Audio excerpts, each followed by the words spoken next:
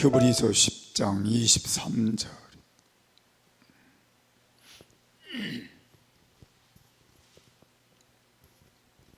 25절까지 우리 같이 읽겠습니다. 또 약속하신 이는 미쁘시니 우리가 믿는 도리의 소망을 움직이지 말고 굳게 잡아 서로 돌아보아 사랑과 선행을 격려하며 모이기를 배하는 어떤 사람들의 습관과 같이 하지 말고 오직 권하여 그날이 가까움을 볼수록 더욱 그리하자. 아멘. 우리 함께 인사하겠습니다. 할렐루야. 내가 믿으면 하나님의 영광을 보리라. 아멘. 지난주에 우리는 참된 격려자에 대해서 말씀을 나눴고, 오늘은 서로 격려하자는 말씀을 함께 나눌 것입니다. 성경은 오늘 이렇게 살아가는 성도들에게 서로 격려하라는 말씀을 우리에게 해주고 있습니다. 격려라는 것은 많은 사람들이 용기를 얻을 수 있기 때문이고, 또 행복해질 수 있기 때문이고, 또 많은 사람들이 성장할 수 있기 때문에 격려가 필요하다는 것입니다. 영영 실패로 끝날 사람이 격려를 통해서 자신감을 회복해서 또 새롭게 일어날 수 있고 가치 있는 삶을 시작도 할 수 있기 때문에 그렇습니다. 침체에 빠진 사람들이 영적으로 회복할 수 있기 때문에도 그렇습니다. 그래서 우리는 격려가 필요하다. 그래서 서로 격려하는 것이 맞다. 그렇게 말씀을 하고 있습니다. 오늘 23절에 있는 말씀을 보면 믿음을 격려하는 것이 우리에게 중요함을 말씀하고 있습니다. 또 약속하신 이는 미쁘시니 우리가 믿는 도리의 소망을 움직이지 말고 굳게 잡고 그랬습니다. 우리가 믿는 도리의 소망이 우리에게 있다면 그것을 우리가 가슴에 잘 담고 흔들리지 말라, 움직이지 말란 말은 흔들리지 말고 굳게 잡고 굳게 믿음 안에서 우리의 신앙을 이어가는 것이 우리에게 중요하다는 걸 말씀하고 있는 겁니다. 우리에게 중요한 건 서로 성도들 간에 온전한 믿음을 잘 지켜갈 수 있도록 도와주는 역할이 격려일 수도 있습니다. 우리가 신앙생활을 저도 해보고 여러분도 해보지만 우리가 생각할 때 목사는 당연히 신앙이 좋겠지. 맞아요? 근데 좋지 않을 때도 있어요. 목사라고 해서 흔들리지 않을 때도 있을까요? 있어요. 그래서 저는 가끔은 여러분이 저도 격려해 줬으면 좋겠어요. 격려가 필요할 때가 있더라고요. 또 때로는 때로 힘이 들 때도 있잖아요. 그런 때는 격려해 주면 힘이 날 때도 있는 거잖아요. 그래서 목사인 저도 마찬가지고 여러분도 다 믿음이 좋을 거야. 절대로 흔들리지 않을 거야. 어떤 일이 있어도 목사님은 그건 문제 없을 수도 있죠. 그렇지만 흔들릴 때도 있고 약할 때도 있는 거예요. 그래서 격려는 늘 필요한 거라는 거예요. 그래서 나는 목사도 격려가 필요하다면 장로님들도 필요할 것이고 또 성도님들도 다 격려가 필요할 거라는 생각을 하게 되는 겁니다. 그래서 내가 별로 관심 안 가져도 되겠지라고 생각할 그런 문제도 있겠지만 중요한 건 누구든지 약해질 수 있고 흔들릴 수 있고 또 부족할 수 있으니까 우리가 서로 돌아보아서 격려하는 삶을 갖는 것이 맞다. 그런 신앙으로 우리 교회가 다시 세워져 간다면 더 좋으리라 그렇게 생각합니다. 또 신앙이 아무리 좋았던 사람도 겉과 다르게 또 회의에 빠질 수도 있고 또 때로는 의심에 빠질 때도 있을 수 있습니다. 그래서 그럴 때에 우리가 다시 격려함으로 믿음을 세워줄 수 있는 건 또 우리가 해야 될 일이라는 걸 또 알 수가 있습니다. 그렇기 때문에 우리는 만날 때마다 온전한 믿음으로 서도록 자꾸 격려해 주는 역할이 성도들 간에 필요한 것입니다. 그래서 교회의 직분은 직분에 따라서 우리가 남들을 격려하는 차원도 자꾸 높아져야 되는 건 맞다는 생각을 합니다. 그래서 여러분들이 살아가는 동안은 피차가 우리가 서로 격려함으로 성숙한 신앙이 되도록 그 일을 하는 게 목사일 수도 있고, 그 다음에 각 구역에서 각 다락방에서 목장에서 목자들이 할 수도 있는 것이고, 또 여러 분야에서 우리가 그 일을 할 수 있다는 걸 알 수가 있습니다. 그래서 저는 이 격려라고 하는 건 우리가 생각할 때에 가르친다, 어떤 것들을 직선적으로 내가 이걸 좀 잘못했다고 지적해 준다, 그게 격려가 아니고, 제가 생각하는 격려는 칭찬해 주는 거예요. 좀 부족해도 잘 칭찬해서, 부족하지만 그걸 잘 보듬어 주면서 칭찬함으로 좋은 방향으로 갈 수 있도록 도와주는 게, 그게 격려일 수 있다는 것이고, 또 인정해 주는 것도 중요한 것이라 그렇게 생각해요. 사람이 그렇더라고요. 자기 부족한 건 자기가 더 잘 알잖아요. 그런데 인정해 주면 너무 고마운 거잖아요. 그런 때가 있어요, 없어요? 있어요. 그래서 우리에게 중요한 건 칭찬과 격려, 인정이 우리의 격려의 한 부분일 수도 있다는 걸 여러분들이 기억하시면서 그렇게 하시면 더 좋으리라고 생각합니다. 그래서 말을 할 때도 좋은 말을 많이 해주는 게 좋은 것 같아요. 상대방에게 자꾸 좋은 말을 해서 그 사람이 잘 세워져 갈 수 있도록, 또 그 사람이 어떤 시험에 빠졌더라도 그 자리에서 나올 수 있도록 그렇게 좋은 말로 해주는 것도 좋은 격려가 될 수 있다, 그렇게 생각합니다. 예수님이 하신 일들을 우리가 좀 살펴보면, 예수님이 로마 백부장이 와서 자기 병든 그 종을 고쳐달라고 하였을 때에 예수님께서 말씀하신 게 뭐예요? 그러면 내가 가서 고쳐주겠다 그랬더니 백부장이 말하기를 말씀만 하십시오. 그러면 내 하인이 나을 수 있습니다.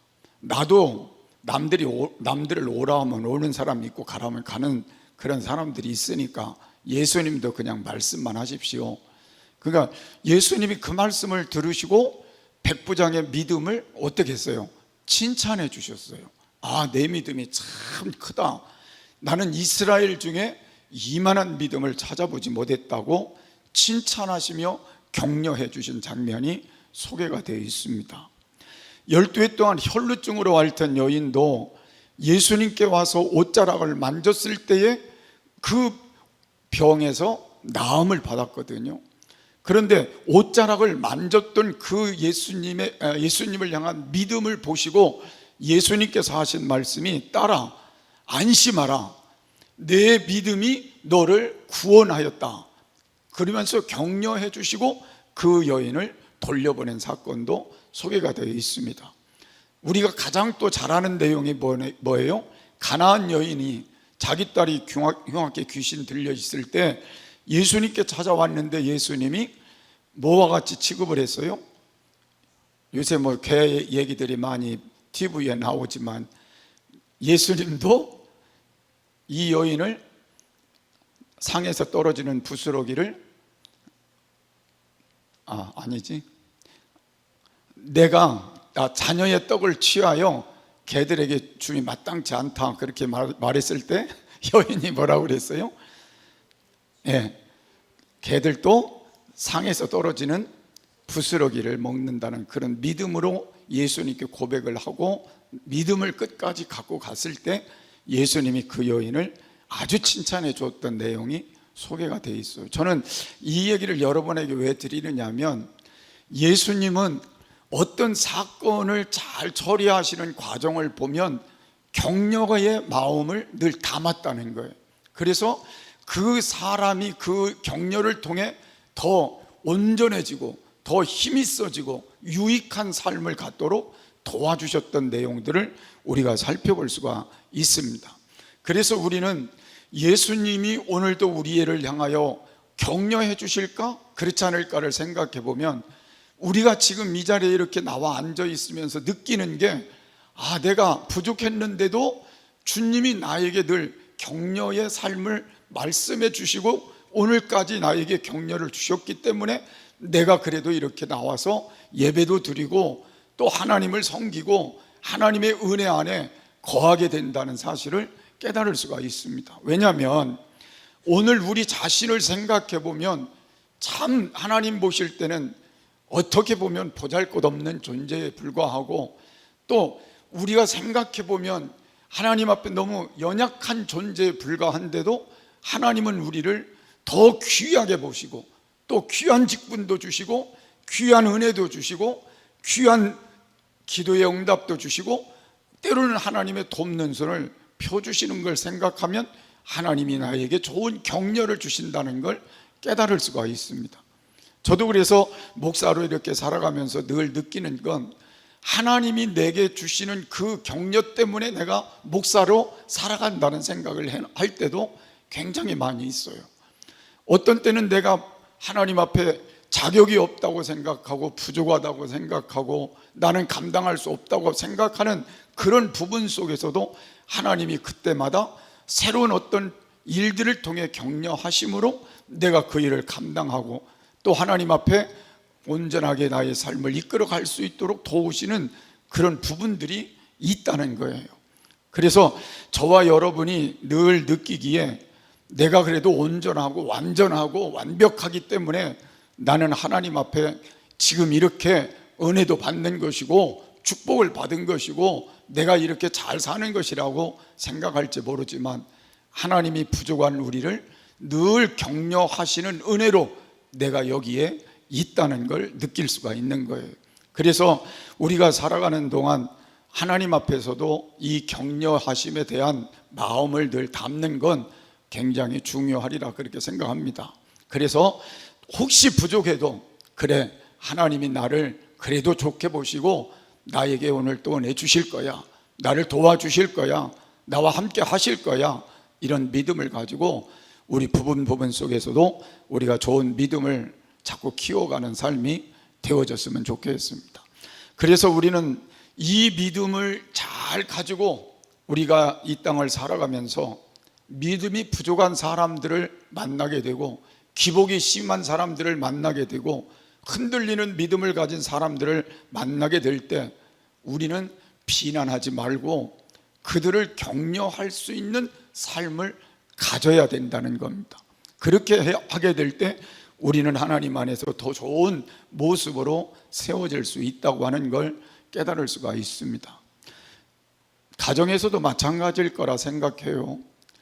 우리는 가정에서도 서로가 격려함이 없으면 불행해질 수 있을 수밖에 없다는 걸 알 수가 있습니다. 왜냐하면 사람은 장점을 보는 것보다는 단점을 많이 보도록 돼 있거든요. 그래서 늘 상대방을 내가 단점으로 보고 자꾸 고치려고 하는데 마음이 더 많이 가는 것이지, 장점을 보고 늘 좋게 보고 칭찬하는 데는 마음이 좀 덜 갈 때가 많이 있어요. 그런데 오늘 여기 격려라고 하는 건 상대방의 단점을 보고 우리가 단점 때문에 그 사람의 마음을 아프게 하고 상처를 주는 게 아니라 장점을 보고 좋은 모습으로 세워가는 것이 그게 격려일 수 있기 때문에 가정에서도 단점보다는 장점을 많이 보고 또 불평보다는 칭찬을 많이 해주고 이런 삶을 가지고 나아가는 그런 길이 될 때 그것이 더 유익한 삶이 되리라 그렇게 생각을 해보면서 오늘 우리 모두는 믿음의 격려를 또 우리의 삶의 격려를 위해서 우리가 한 번 더 되돌아볼 수 있는 그런 시간이 됐으면 좋겠습니다. 두 번째로는 사랑과 선행을 격려해야 된다고 말씀하고 있습니다. 사랑과 선행은 같이 가는 거기 때문에 우리가 이 격려가 필요하다는 걸 알 수 있어요. 우리가 선행은 사랑을 구체적으로 실현하는 것이 그것이 바로 선행이기 때문에 그렇습니다. 우리가 잘 아는 말씀 중에는 막달라 마리아의 사건이 소개가 되고 있습니다. 예수님께 값비싼 향유를 가지고 와서 그걸 깨서 예수님께 머리로부터 부어드리고 그걸로 예수님을 기쁘시게 했던 그 장면이 소개가 되고 있는데, 그때의 가룟 유다는 좀 나쁜 생각을 했어요. 무슨 생각을 했냐면, 성경은 가룟 유다가 도둑질을 하는 중에 한 사람으로 표현하고 있기 때문에 재물이 들어오면 그걸 슬금슬금 빼갔던 일들을 한 것 같아요. 그래서 이 돈이 들어왔으면 좋았을 뻔했는데 왜 그걸 허비하는 거라고 생각을 해서 마리아에 대해서 불평을 할 때에 예수님께서 그 모습을 보시고 하신 말씀이 뭐냐면, 이 마리아가 한 것은 아주 귀한 일을 했다는 격려를 해주셨고, 나를 사랑하기 때문에 했다는 격려를 해주셨고, 그 다음에 이것은 오래도록 기억될 일이라는 격려를 해주심으로 마리아에 대한 칭찬을 해주셨어요. 그것을 우리가 보면서 느끼는 건 뭐냐면, 우리가 선행이라고 하는 것을 두 가지 본으로 보는 경우가 있는 거죠. 한쪽은 인간적으로 보는 면이 있고, 한쪽은 그렇지 않은 면으로 보는 면이 있는 거죠. 예수님을 위해서 우리가 무슨 일을 하였을 때 그것이 인간적으로 볼 때는 우리가 잘못된 모습으로 표현할 수도 있지만, 주님을 위한 일이라고 생각할 때는 그게 유익한 면으로도 볼 수 있다는 걸 우리가 여기서 찾아볼 수 있는 거예요. 그래서 우리가 신앙생활을 하면서 늘 느끼는 건, 교회에 봉사를 하든지 또 어떤 일들을 하게 될 때에 우리는 어떤 면으로 보느냐가 중요하다는 걸 알 수 있습니다. 그 어떤 면이 뭐겠어요? 사랑하는 마음을 담아서 그 일을 한 것이냐, 주님을 사랑하는 마음으로 주님을 위하여 한 것이냐, 그렇지 않으면 인간적으로 보는 눈으로 우리가 한 것이냐에 따라서 우리의 행한 일들이 달라질 수도 있다는 걸 의미하기도 하는 거죠. 그래서 신앙생활을 하면서 늘 우리가 가져야 될 건, 우리가 교회 생활 자체를 무엇을 하든지 하나님을 사랑하는 마음에서부터 그게 출발점이 되게 될 때 그 일의 결과가 선한 쪽으로 갈 수 있다는 걸 우리가 알 수가 있습니다. 그래서 여러분들이 살아가는 동안은 그저 봉사하는 일에도 우리가 사랑을 담는다면 그 봉사는 하나님이 기뻐하는 봉사요, 유익한 봉사가 어디서든지 될 수 있을 거예요. 그런 마음이 됐으면 좋겠고, 또 그런 삶이 됐으면 좋겠습니다. 그래서 우리가 사랑과 선행에 있어서는 우리에게 중요한 부분은 사랑으로 하는 것을 비난해서는 안 된다는 의미도 담을 수 있을 것 같습니다. 그래서 우리가 진짜 사랑으로 하는 일에 대해서 우리가 비난하는 것보다는 그 일들을 더 귀하게 여겨주는 것은 우리에게 더 귀한 일이다, 그렇게 볼 수 있습니다. 오늘은 제가 설교하는 게 조금 힘이 들어서 그런지 좀 왔다 갔다 좀 그랬어요. 이제 마지막으로 제가 말씀드릴게요. 25절에 있는 말씀을 보면 모임과 예배를 격려한다는 말씀을 여기에 소개를 하고 있습니다. 그래서 어떤 사람과 같이 모이는 일을 그만두지 말고 서로 격려하여 그날이 가까우는 것을 볼수록 더욱 그리하자 그랬습니다. 우리가 모이는 어떤 자의 습관과 같이 그랬어요. 그러니까 예배를 표현한다, 그렇게도 볼 수 있는데, 예배는 습관일 수도 있습니다. 그러니까 예배가 우리가 이렇게 가만히 되돌아보면, 그 전에 우리가 예배를 주일 낮에도 드리고 주일 밤에도 드리고 수요일도 드리고 금요일도 드리고 또 새벽에도 드리고, 그럴 때는 우리가 당연히 그런 줄 알고 그때는 그렇게 예배를 드렸어요. 아주 습관과 같이 드렸어요. 그래서 그 당시는 뭐 예배가 뭐 아무리 시간이 뭐 해도 그냥 어떻게 하든지 예배를 드리려고 노력을 했어요. 근데 어떻게 하다 보니까 세월도 가고 코로나가 이제 거쳐가면서 습관이 이제 어떻게 됐어요? 예배를 빠져도 그냥 빠지고 그냥 이렇게 넘어가는 거예요. 이렇게 이제 넘어가는 거예요. 그냥 빠지면서 넘어가고, 아예 그냥 수요일이나 금요일이나 새벽은 이제 없어져 버렸어요. 그러니까 습관이 우리에게 굉장히 우리 삶에 있어서 중요한 역할을 하고 있다는 거예요. 그러니까 어떤 자의 습관은 뭐예요? 여기서 말하는 어떤 자의 습관은요, 모이기를 패하는 자의 습관을 말하는 거예요. 그러니까 모이기를 패하는 자의 습관이 어느 때 나왔다고 그랬어요? 여기 있는 말씀을 보면 그날이 가까울수록, 그러니까 그날이 언제예요? 예수님 오실 날이 가까울수록 사람들의 마음속에는 모이는 일을 패하는 습관을 가진 자들이 늘어날 걸 말씀한 거죠. 근데 그게 정답이 됐어요, 안 됐어요? 지금 정답이 되고 있어요. 예수님 오실 날이 점점 가까워지는데 우리는 점점 예배와 모든 영적인 일에 모이는 일이 어떻게 되고 있어요? 패하는 대로 가고 있잖아요. 그래서 이걸 거꾸로 뒤집어서 말하면 뭐예요? 너희는 그렇게 하지 말라고 했으니까 그건 뭐예요? 모이는 일을 힘쓰는 자가 돼야 돼.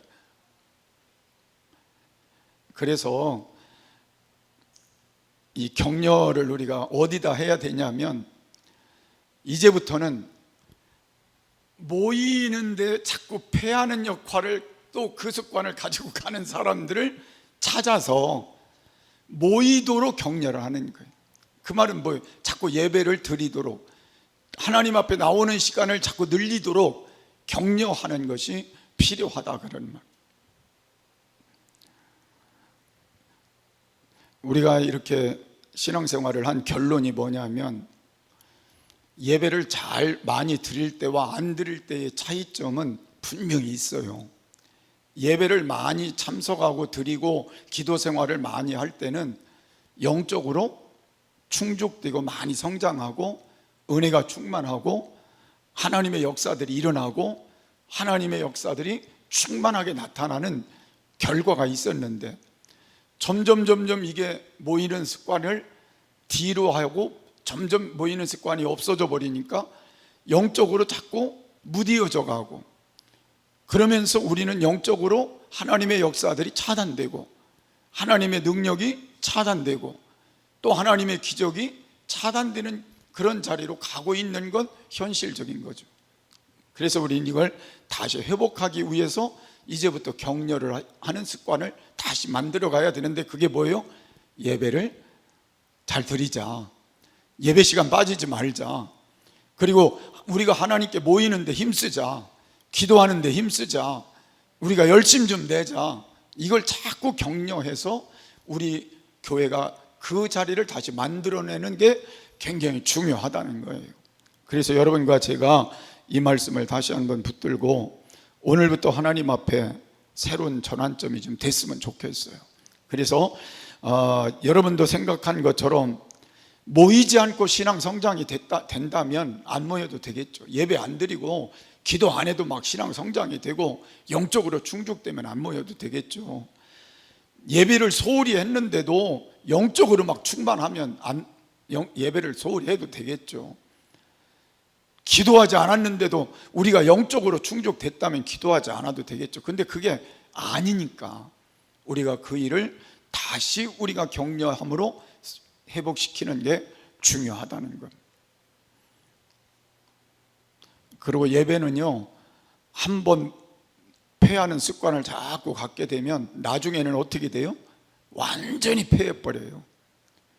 그러면 다 끝난 거잖아요.